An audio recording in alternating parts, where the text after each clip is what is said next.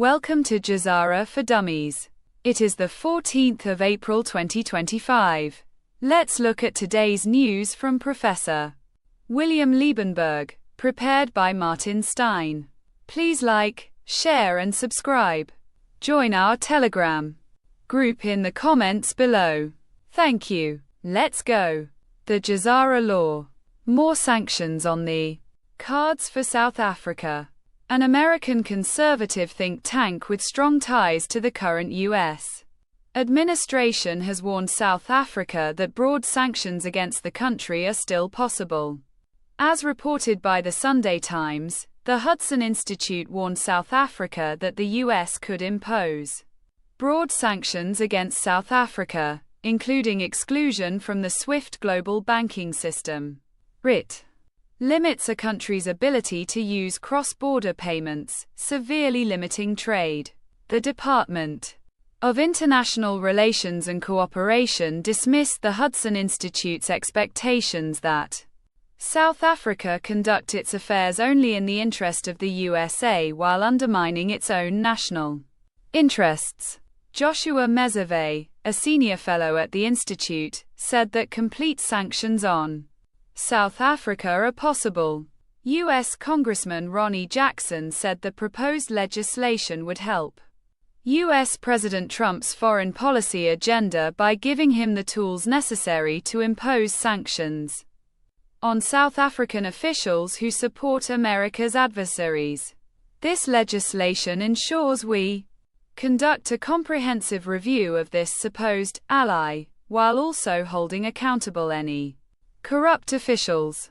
The bill states that leading U.S. officials will submit a classified report, including a list of senior South African government officials and ANC leaders that Trump determines have engaged in corruption or human rights abuses. The report will also include reasoning for the person's inclusion on the list and the expected timeline for sanctions. Tensions are high. Another source of tension between South Africa and the world's largest economy has been the recently passed Expropriation Act and a supposed genocide of white farmers. U.S. Congressman Troy Niels furthers Trump's views that the treatment of Afrikaners in South Africa is a human rights violation, claiming that they face persecution based on their race, ethnicity, or ancestry. Niels referred to the enactment of the Expropriation Act earlier this year, which, he claims, allows the government to forcefully confiscate Afrikaners' private property without compensation. President Trump has also thrown doubt over attending the G20 meeting in South Africa later this year, citing concerns over land confiscation and violence. Trump said, "They are taking the land of white farmers and then killing them and their families." The U.S. has held back all contributions to South Africa. Is this where we want to be for the G20? I don't think so. Banks and the economy. A big international bank sounded the alarm on a growing confidence crisis in U.S. dollar assets. In a world where headlines vanish overnight, this past week was a major moment. Traditional safe havens are no longer acting safely. The fiat monetary system is on full display. There's a distrust of the U.S. Treasury, not just because it was weaponized, but also because our public debt is unsustainable, irrational and unbelievable. Slowly but surely, not overnight, but countries are moving away from the U.S. dollar. Matthew Piepenburg. Payment systems. Tokenized real-world assets are projected to grow from $0.6 trillion in 2025 to $18.9 trillion by 2033 as blockchain adoption accelerates across global finance, according to Ripple. Scott Bessent, ex-Soros strategist and new U.S. Treasury powerhouse, just pulled XRP into the highest levels of crypto policy. This isn't a comeback. It's a takeover. XRP is in. If you missed Bitcoin in 2013, Don't blink now. The US isn't just stacking crypto, it's preparing to convert gold into it. Ponder about it and let it sink in. For decades, gold was the foundation of sovereign power. Now currently, it will become the fuel to acquire XRP, Ethereum, and more.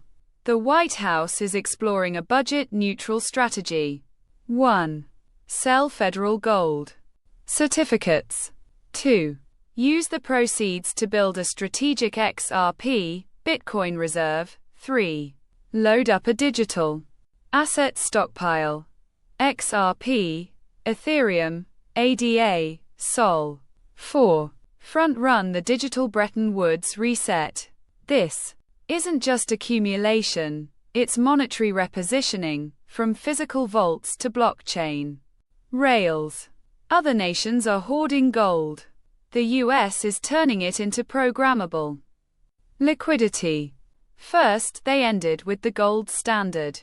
Now they're weaponizing it to return and to dominate the next one. Commodities. More and more fund managers are warning that the US dollar's haven status is under threat.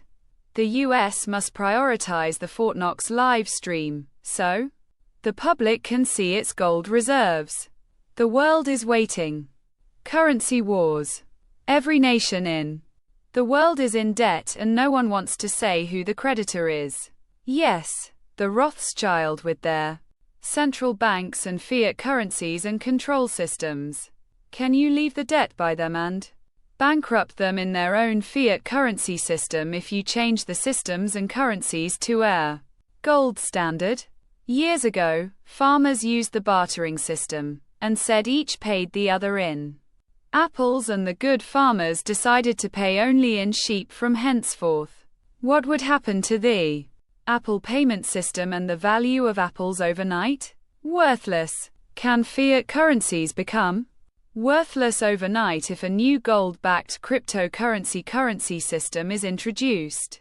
Is the global banking cartel's time up with the coming gold standard? Q Military Intelligence Post 2619. Gold shall destroy the Fed, meaning the coming gold standard shall destroy the fiat printing Federal Reserve Bank with all the global central banks and systems associated with it. Thus, all left-wing political parties in every country that are associated with and funded by their central bank will go down with the system.